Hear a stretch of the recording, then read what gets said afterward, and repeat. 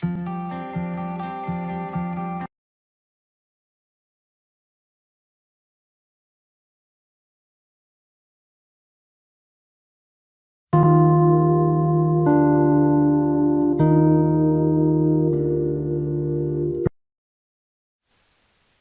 people. Welcome to the coverage of the 2018 World Lacrosse Championships brought to you by Lax All-Stars.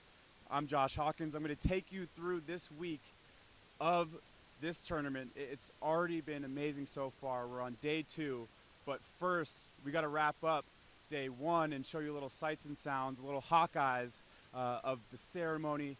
Team Israel versus Team Jamaica, all the different crazy outfits that we saw at the ceremonies on day 1. So here's a look.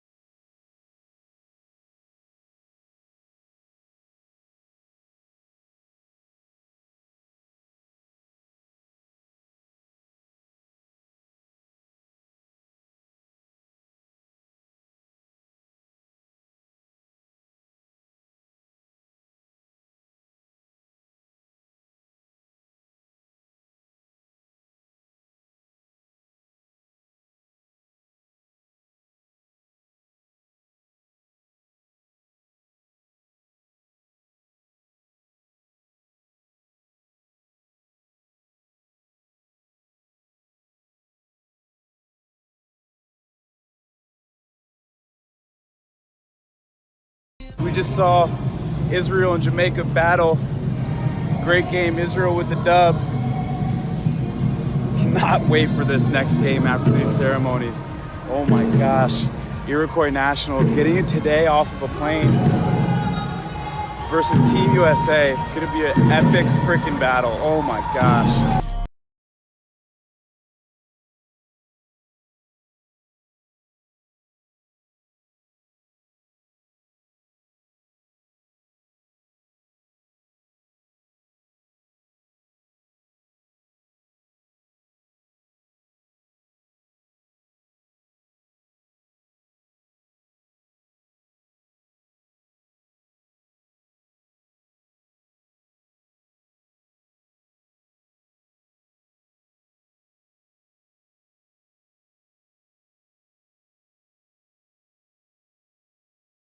Whew. Day 1 was crazy. Stay tuned for more. We're going to be here all week. Post game here, England, Canada, Conwell, Josh Hawkins, here representing Lax All-Stars in the World Games. Let's recap what we've seen so far. Day 1, day 2, there's been a ton. There's been a ton. It's been a long time. We're all not sleeping well and whatever and dealing with the punches. But the jet lag is real. It is very real. Let's get to Israel, Jamaica. All right. Day 1 of the tournament. What stood out to you between the two teams, starting with Israel? With Israel, I think the big thing was they had a much slower start than I was really expecting. Israel takes the game very seriously. I mean, the amount that they train and the effort that they put into trying to be that next team in the blue division after finishing, 7th spot in Denver. They want to be hosts and they want to show up very well for their country. So, I mean, they've been putting in an enormous amount of effort, and I was expecting a faster start from them, which, honestly, you should give a lot of credit to Jamaica, too. Jamaica really stepped up for that, but in the end, the Israeli team we were expecting, really showed up and took over that game in the second half. It showed up. They did. I mean, walking into that stadium, it's like, wow. Netanya Stadium, it's just beautiful.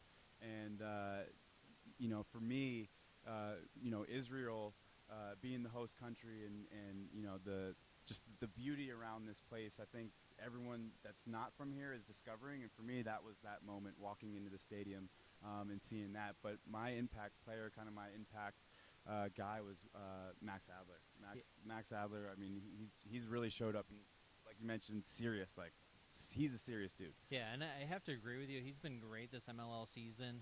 He's turned it into next level, which is a big reason why the Outlaws, were able to trade away someone like Tommy Kelly, Right. who was phenomenal, still is phenomenal. But when you have someone like Adler in the wings and you can get some, excellent value for him, it makes sense.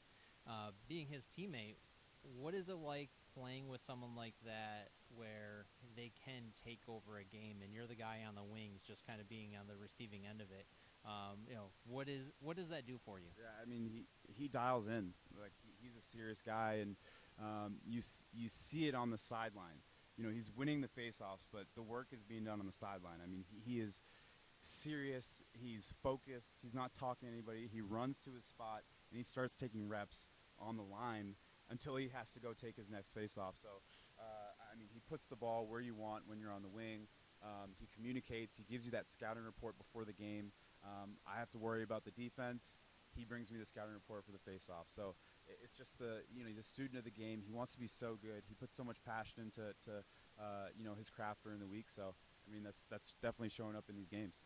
And what did you think about who really stood out among either team? Really? Yeah, I think for Jamaica the offense is one thing that is needs to improve. I mean, Hakeem Lecky is one guy that can definitely break down his matchup, but they need more than that. They need that supporting roles and to play more of a team offense going forward. But I mean, they're explosive and they know what they're doing out there. I mean, they're really well coached. They just need to put the pieces together. I don't think no matter how much time and practice you have before the games, it's tough to be ready for them. Right, because that's one thing you run into a lot in this tournament is one or two players can carry a team, but you run up against the right group and they can game plan around them. Even if they might not have the best defense, they can find ways to cut down the angle, so all of a sudden their shooting percentage goes from 60 down to 15. Right. And those couple of goals can be the game, and all of a sudden you're playing for 25th place instead of 7th or 6th or something like that. So yeah, like you said, if the other four players in that offense that didn't separate themselves as much as they had can really come together, I think Jamaica could make a lot of noise in this tournament. Yeah, I agree. And kind of speaking for the offense for Israel, Ari Sussman. Definitely to have depth with him and not have a Max Sebald who's playing for Israel for the first time. You're a guy. It serves well for the confidence of the rest of the team and for the offense. Switching to Team USA in the Iroquois game. That was a good one. Had the ceremonies in between. That was pretty awesome. Got those teams off pretty quick to get them back on the field to play that game. What stood out? For me, early on, it was just how well the Iroquois were playing in that first half. And it was across the board. I think big question for me was their defense, and especially their defensive midfield. I was not expecting that to be a strength, but of course, someone like Mike Lazor, he's played everybody on Team USA. He kind of knows what to do up there, but who do you have alongside him? You had someone like Tyson Bomberry anchoring the close defense, but again, he's still in college, and he's not even their top cover guy on that team. So seeing him, Bomberry being able to strip Jordan Wolf behind the cage, I mean, who does that? Yeah. And how much he laid the wood all game too. He did, and the USA midfielders didn't do anything early on, which was pretty amazing. I think they were surprised, honestly, and I think it was because the Iroquois came out so fast and so hungry because of maybe a few hours of sleep, maybe a meal, not much of a practice or walkthrough that morning before the game because of travel delays. Right, and I think the big thing too is as well as the Iroquois started, the USA finished. Yeah. We definitely can't say that win is just because the Iroquois didn't play well. The USA had a great second half, and defensively, offensively, what were some of the things you saw them do well in that second half that really let them pull away? They moved the ball. They shared the ball. We talked about it earlier. Ryan Brown, I think he's a catalyst for this offense. I think he brings kind of a that that cerebral back, that finisher Yep. inside. So it's, to me, everybody can shoot. They move the ball so well, and they've practiced and played so much together that they know all each other's tendencies. Yeah, and they had so many threats from X that was their main success early on. And I think in that second half, they were able to start initiating from other areas, but it wasn't a simple dodge pass shot. It really It was three multiple or four movement, passes, yeah. get the defensive rotation going, which is really a team like Iroquois or even a team like Canada. They had to, because the Iroquois defense was sliding and recovering, Exactly. sliding with two guys, had a third slide, and just made those crisp defensive reactions that you want. And that kind of hurt USA at the beginning, but I mean it was the third and the fourth and the fifth pass that really connected for USA. Absolutely. And I think another big thing was face-offs. I mean, Jeremy Thompson, he came out on fire. He actually went 50% with Gurenlian, which was rather impressive, Right. especially because he was the only one taking draws for Iroquois. And he's going up against Gurenlian and Baptiste. Baptiste's percentages were pretty incredible. Yeah. He did a great job, but when you start pulling away from a team, especially in an FIL game, I think that's why, when USA said they're taking two face-off guys, games like this are really why. They can let their offense get more chances, and, a good enough offense getting more chances one after another, and in heat like this, and you can start wearing a defense down, that's going to pay off in the long term. Yeah. I'm not going to ask you a face-off question if you want that in the game or if they should adjust it, so don't worry. I'm pro face-off. It's certainly going to be an interesting matchup going forward. I think what we saw last night is not what we're going to see the next time. So Right. I think a lot of us are looking at that game very optimistically of what could happen with the Iroquois if they put together a full game. Yep. I think a lot of us are discounting what we saw from them. And I think, we can look at what USA did. It shows that you're going to have to play a full game against them. Right. They're going to be able to make very sound adjustments at halftime to be able to counteract anybody they go up against. And they're going to have to keep their bodies fresh all the way through the week to get to that Absolutely. Game. So, yeah, Ryan, appreciate it. All right, thank you. Yeah, talk again. Yep. One of the cooler things here in Netanya and Israel being the host nation is that they've invited interns to stay here in Israel and cover the entire event, from operations to coaching clinics to the youth. They're everywhere. They're all over the city, and they're doing an awesome job. They're staying in the hotel that I'm staying in, and you see them everywhere. Bright kids, awesome kids, and it's been a lot of fun hanging out with them. They got to go on a special trip to Jerusalem, and we caught it all on tape. Here's a look.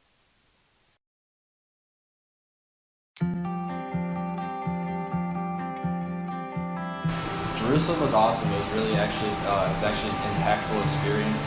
Even though I am not Jewish, kind of hit you in the heart. It was really cool. The Jewish parts of it. We got to see the Church of Ascension. We got to see the Western Wall, and kind of go to the market and see that experience. And it was just a really cool experience overall. Church of Ascension. So you start off by going up to the top, and you see where Jesus was crucified. And then you go down, and there's kind of a mural showing like the steps of like getting crucified, then being brought down to be prepared to be buried, and then you see his tomb where he was buried. And so just kind of going through all those steps and just kind of seeing all that was awesome. I'm not Jewish, but we're traveling here with a lot of people that are Jewish, and just to see like how they reacted to it was just really cool. And seeing the IDF soldiers walking around was just awesome to see, and knowing the history behind the Western Wall was also really helpful to make the trip even more impactful. Just all the buildings were just very historic, and you could tell, but it was just still so amazing to see. And we were actually up on one of the mountains, and we got to see just a complete overview of Jerusalem, and it was just absolutely beautiful. The Holocaust Memorial, our group actually had a very short visit there because it was around closing time, but we got to go see the Children's Memorial and just walk through there real fast, and just hearing some of the ages of the kids that had to go through that was just absolutely devastating, and it really even if you're not Jewish, it just really hits you in the heart. I really want to come back next year and play in the IPLL and also go back to Jerusalem. And there's so much more of Israel that I want to see.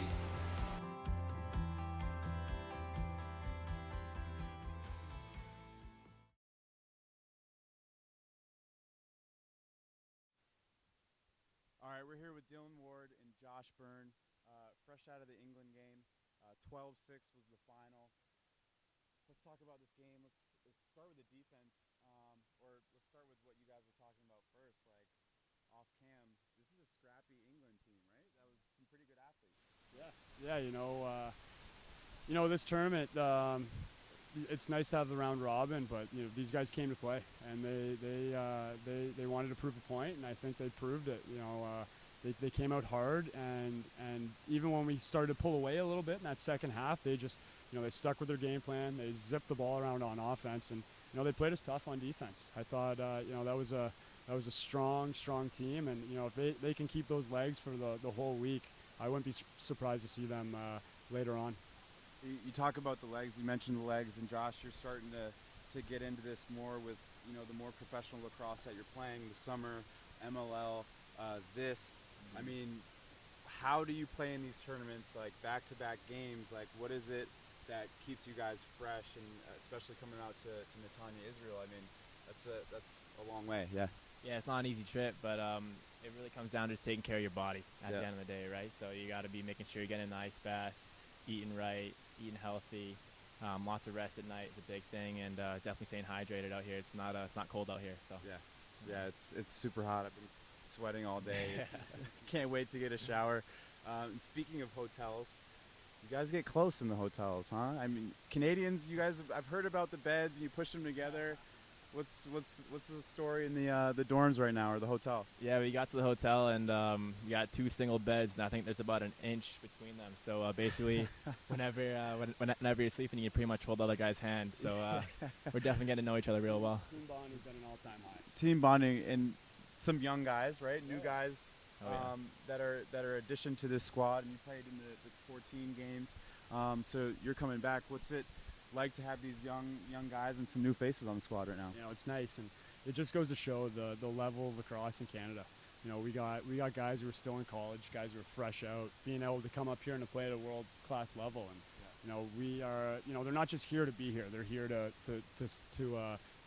provide, and they're here to play ball. So there's no room on these small rosters for people to be passengers, and we expect everything out of these young guys and old guys alike. So I love our roster. We got a nice blend of old vets and some fresh blood. So I'm excited to see how that goes throughout the week. Speaking of vets, Jeff Snyder. I mean, one of my favorite lacrosse players, one of my favorite human beings. It's nice to have him back, right? I mean, he's a beast. He is what, fresh off the keto diet too. Yeah, he looks good. He looks good. He is what Canada. He is Canada lacrosse. Yeah. He is everything that embodies Canada lacrosse. He's tough. He's a competitor. He absolutely loves the game, and there's no one on our team or in our organization as passionate as Jeff Schneider. Right. And all you got to do to get up for a game is look at him, and he's always on. There's no off switch. It's always on. That thing is broken. The switch has been thrown out. He is always on. And like I said, he's the face of Canada lacrosse. He's everything that we want to be and more. So he's the ultimate leader, the best competitor, best teammate. And you guys all represent Canada and your history, and your brothers also well. And you guys wear it on your sleeves. You guys have the jerseys hung up behind you. You always have that that reminder, right? And obviously, Coach Hunt's one guy that you guys are probably playing for. He drafted me into the MLL. I'm wearing my Hamilton shirt. I put my Hamilton shirt in my lacrosse bag for every single MLL game this year. Talk about how you guys are playing for him, and it's such an honor to kind of be out here and representing your country. Yeah, Coach Hunt, who was such an ambassador of the game, right? And everything he did, he lived and breathed lacrosse. Like, he lived and breathed Canada lacrosse. That's all that he cared about. That's all that he ever wanted. And so for us to kind of come out here, and sometimes, you might be a little achy, you might be a little sore, you see those jerseys hanging back there, and you're like, okay, you know what? I can do this. I got this. There's a bigger power above this, so I don't feel Yeah, just to touch on that, obviously the other two jerseys with Chris Sanderson and Kyle Miller, both goaltenders, and both from my hometown of Orangeville. So really, that one really hits home to me. And those are two guys who, Chris Sanderson used to run camps in Orangeville. That's literally how I got into the game of lacrosse, was through Chris Sanderson and Kyle Miller. And to be able to be that, to be that next goalie in Canada from Orangeville with those two guys, the jerseys hanging up behind us, it means the world. And it truly is an honor. And then lastly, we had Chris Sanderson's jean jacket for player of the game last time around, and we brought it back again this year. So it's a tradition that we'll probably carry on for many tournaments to come, and it's just one way that we can keep those guys in our thoughts throughout this whole process. One of my favorite lines from Coach Hunt's that he shared with me a couple years ago was, if its and buts were berries and nuts, we'd all have a Merry Christmas. If I had a nickel for every time I heard that, like, holy amazing. Man, It's amazing. the best. Yeah. Hey, thanks, guys. Appreciate Absolutely. it. Yeah. Thanks, Bob. Yeah. We'll be back with more coverage after tomorrow's games at 6 and 9 Israel time here in Netanya, Canada, Scotland, and Russia, Israel. That's 11 and 2 Eastern. We'll see you right back here.